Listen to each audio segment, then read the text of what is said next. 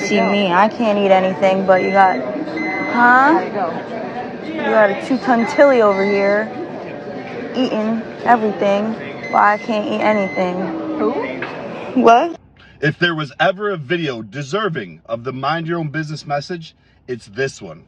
To film somebody in public, to shame them, to make fun of them because of their size, their weight, all because you're upset you can't eat because you have a disease? Really? Shame on you.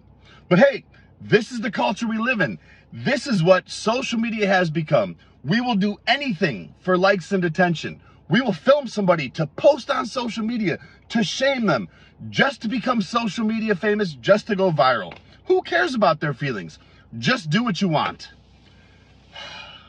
This is absolutely disgusting. I can't believe somebody thought this was okay to do to another human being. To this woman, if you ever see this, I am so sorry this happened to you. And to the woman filming, you need to do better. Mind your own business.